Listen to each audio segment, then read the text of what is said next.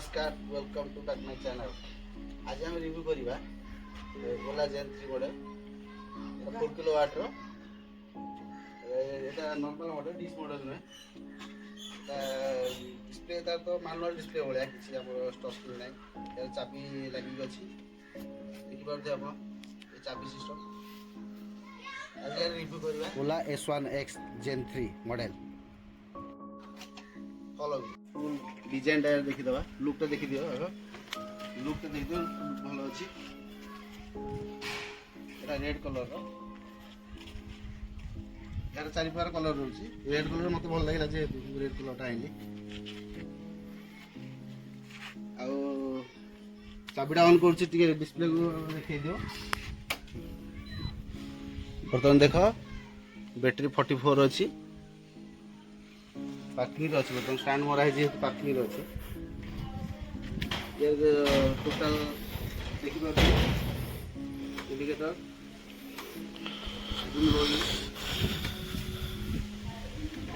लुकटा देखो डिजाइन देखो से मतलब मो भी मतलब डिजाइन भल लगे फीचर विषय में कथा हवा और डिजाइन देखी देता ये हूँ जेन 3 मॉडल अब ये आस देखे दबा हमरो ये चेन मॉडल टा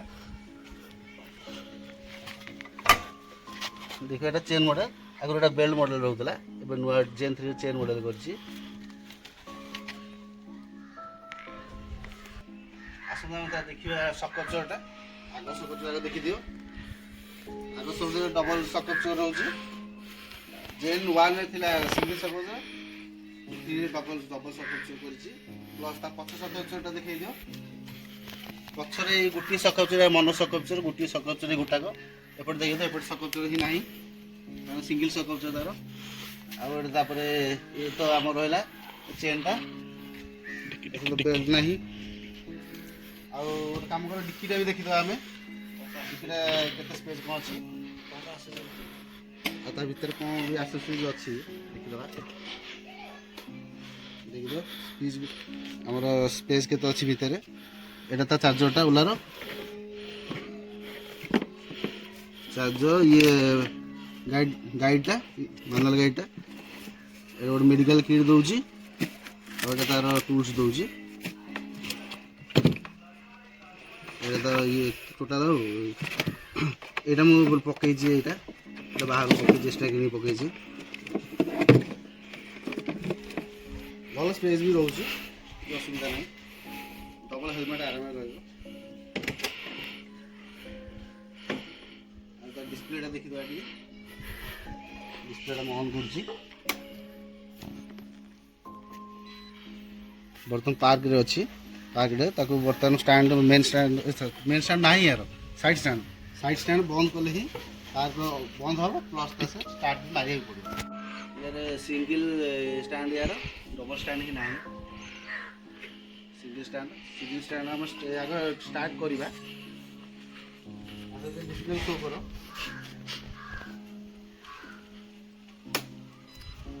ये बर्तमान पार्क रे देखो बर्तमान स्टैंड बंद कले ही पार्क हटिबो ना पार्क हटिलानी कितना सिंपल टा हटिगला पार्क बंद करिया गले देखै दे ठीक स्टार्ट की अछि एटा चिपी देले ही पार्क टा हटि जो चिपी देले बर्तमान हे हटिगला नॉर्मल आसी गला बर्तमान एबे नॉर्मल गाड़ी अछि एटा हो रिवर्स एटा कोन मु उठी जानि पर नहीं एटा कोन 40 रे गले चिपी देले 40 रे ही रहयो एटा मु जानि छी एटा कोन कोन जानि एटा हो ये मोड देखि दो एठी एटा मोड एपडू गले रिको मोड हो गला तरे मजी कर देले नॉर्मल मोड प्लस लास्ट को मार देले स्पोर्ट्स मोड तीनोटी मोड यार रहउची S1 Pro रे से चारटे मोड रहउची मोड तो रहउची हाइपर मोड नाही एटा जे तो लो मॉडल है नाही ऊपर हाई बीम लो बीम के देखै दियो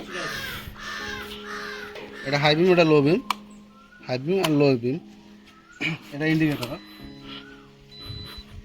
ये हाई बीम लो बीम होउची नै देखि दियो हाई बीम हे दियो एबडा लो बीम इंडिकेटर नोळे की जणा पडनी कि राती पूरा क्लियर देखा जायछि इंडिकेटर देखि दे इंडिकेटर होउची left indicator plus right indicator. Horn sound ଟିକେ ଶୁଣି ଦେଇଥାଏ, ବେଶୀ କିଛି ଖାସ୍ ନାହିଁ, ଚଳିବ, କିଛି ଅସୁବିଧା ନାହିଁ, ଯେତିକି ହେଉଛି ଢେର ଅଛି। ମୋର ବି ଗୋଟେ ଆକ୍ଟିଭା ହେଇଛି, ସିଏ କି ସାଉଣ୍ଡ ହେଉଛି, ସେଇଭଳିଆ ସାଉଣ୍ଡ ହେଲା ଆଉ। ଏ ସର୍ଭିସିଂ ବର୍ତ୍ତମାନକୁ ଆମର ପାଖରେ ଅଛି ଗୋଟେ ଗୁଣିଆ ଆମ ଗାଁ ପାଖରେ 7 କିଲୋମିଟର ହେବ, ସେଠି ସର୍ଭିସିଂ ହେଇପାରିବ। ସୋରୁମ୍ଟା ବି ସେଠି ନୂଆ ସୋରୁମ୍ ଗୋଟେ ହେଇଛି। ଆମ ଘର ପାଖ ଯେହେତୁ ମୁଁ ଏଇ ଗାଡ଼ି ଆଣିଲି, ନହେଲେ ମୁଁ ଅଲଗା ଗାଡ଼ି ଆଣିଥାନ୍ତି। ଘର ପାଖରେ ଯେହେତୁ ସୋରୁମ୍ଟା ଅଛି, ଯିବା ଆସିବା କିଛି ଅସୁବିଧା ହେବନି, ଯାହା ଖରାପ ହେଇକି ଦେଖିପାରିବି, ସେଇଥିପାଇଁ ମୁଁ ଆଣିଲି ଏଠି। ଆଉ ଆମ ତ ଗାଁ ପାଖରେ ଅଛି ସୋରୁମ୍, କିଛି ଅସୁବିଧା ହିଁ ନାହିଁ। ସର୍ଭିସିଂ ଭଲ କହୁଥିଲେ, ସେ କହିବାର କ'ଣ ହେଉଛି, ସମସ୍ତେ ଭଲ କହିବେ। ସେଇ ସାରେ ଆଣିକି ଦେଖିବା କ'ଣ ହେଉଛି। ଆଉ ଇଆଡ଼ ଗାଡ଼ି ରନିଂ କରିକି ଦେଖେଇଦେବା, ନେକ୍ସଟ ପାର୍ଟରେ ଦେଖିବା। ବର୍ତ୍ତମାନ ଟାଇମ୍ ହେଇଗଲାଣି, ନେକ୍ସଟ ପାର୍ଟକୁ ଅପେକ୍ଷା କରିବା ଆଉ। ଠିକ୍ ଅଛି, ବାଏ। ଆସେସରି ଏଥିରେ କିଛି ନଥିଲା, ମୁଁ ଫଟୋ ଦେଖିଦେବି ଆପଣଙ୍କୁ ଦେଖେଇଦେବି, ଡିସପ୍ଲେ ଆଗରେ ଶୋ କରୁଥିବ ଫଟୋ। ଏବେ ସୋରୁମ୍ ଆଇନି ସେମିତି ଥିଲା, କିନ୍ତୁ ଏବେ ମୁଁ କାଲି ଯାଇକି ଆସେସରି ଲଗେଇ ଦେଇଛି। ଗାଡ଼ି ମୋର ପରଦିନ ଡେଲିଭରି ହେଇଥିଲା, କାଲି ଯାଇକି ଆସେସରି ଲଗେଇଛି। ଆସେସରି ମୋର 5,000 ଏକ୍ସଟ୍ରା ଖର୍ଚ୍ଚ ହେଲା। ଇଏ ଟୋଟାଲ ଇଏ ଗାର୍ଡ଼, ଇଏ ବ୍ୟାକ୍ ଗାର୍ଡ଼, ପ୍ଲସ୍ ଇଏ ଗୋଟେ ଦେଇଛି, ଗୋଟେ ଦେଇଛି, ଇଏ ପ୍ଲସ୍ ଡିକିରେ ଦେଖେଇ ଦେଉଛି, ଡିକି ଭିତରେ ଗୋଟେ ପକେଇଛି କଭର। ଏଠି ଏ ଗାର୍ଡ଼ ଗୋଟେ, ଇଏ ଗୋଟେ ଗାର୍ଡ଼, ଏଇଟା ପକେଇଛି। ଟୋଟାଲ 5,000 ଖର୍ଚ୍ଚ ହେଇଗଲା। ଆଉ ଗାଡ଼ି ପ୍ରାଇସ୍ ମୋର ଯାହା ବି 1,16,000 ପ୍ଲସ୍ ପଡ଼ିଥିଲା, 1,16,000 ଜମା ହେଇଥିଲା, ପ୍ଲସ୍ ସବସିଡ଼ି ଆସିବାର ଅଛି ପଡ଼ିବ। କେମିତି କ'ଣ ଆଣିଲ, କେଉଁଥିରେ ଆଣିଲ? ଅନଲାଇନ୍ ସେଠି ମୁଁ ବୁକିଂ କରିଥିଲି ଓଲା ଆପ୍ରେ ବୁକିଂ କରିଥିଲି। ମୋତେ 3 ତାରିଖ ମାର୍ଚ୍ଚ 14ରେ ମୋତେ ଡେଲିଭରି, ମାର୍ଚ୍ଚ 14ରେ ଅର୍ଡ଼ର କରିଥିଲି। ହେଲେ ଅପ୍ରିଲ 3ରେ ଡେଲିଭରି ଦେବା କଥା, ଅପ୍ରିଲ 3, 4 ଡେଲିଭରି ଦେବା କଥା। ମୋତେ ହେଇଗଲା 4 ଦିନ ଆଗରୁ ଡେଲିଭରି ହେଇଯାଇଛି। ମୋତେ ଯାହେଲେ ସ୍ପିଡ଼ ଡେଲିଭରି ହେଇଯାଉଛି। ସେମାନେ ଜେନ୍3 ବର୍ତ୍ତମାନ ଆଭେଲେବଲ୍ ହେଇଗଲି। ଆଉ ମୁଁ ସୋରୁମ୍ ଯାଇଥିଲି, ସେ ନିଜେ ହିଁ ମୋର କରିଦେଇଥିଲେ ଡେଲିଭରି ନୁହଁ, ଅର୍ଡ଼ରଟା ସେ ନିଜେ ମୋ ମୋବାଇଲ ନେଇକି ମୋ ମୋବାଇଲ ଆଇଡ଼ିରେ ହିଁ କରିଦେଇଥିଲେ। ତାପରେ ସେ କହିଥିଲେ ବେଗି କରେଇଦେବେ ବୋଲି, କିନ୍ତୁ ପରେ ବେଗିଂ କରେଇ ଦେଇଛନ୍ତି। ଡେଟ୍ ପୂର୍ବରୁ ମୋର ଡେଲିଭରି ହେଇଯାଇଛି। ମୁଁ ଫଟୋ ଦେଖିଦେବେ ସୋରୁମ୍ ପାଖରେ ଫଟୋ। ମୋ ସାନ ଭାଇ ଯାଇକି ଗାଡ଼ି ଆଣିଥିଲା, ଫଟୋ ଉଠେଇ ସେଠି ଦେଖେଇଦେବି ଡିସପ୍ଲେରେ। ଆଉ ୟା ସ୍ପିଡ଼ ପାଇଁ ଆମେ ଆଉ ଗୋଟେ ଦେଖିବା, ଭିଡ଼ିଓ କରିବା, ଦେଖିଦେବା। ଆଉ ସ୍ପିଡ଼, ଡିସପ୍ଲେ ସାଇଜ୍, ଆଉ ପ୍ଲସ୍ ଅଛି ଆଉ ଗୋଟେ ଭିଡ଼ିଓ ନେକ୍ସଟ ପାର୍ଟରେ ଦେଖେଇଦେବି।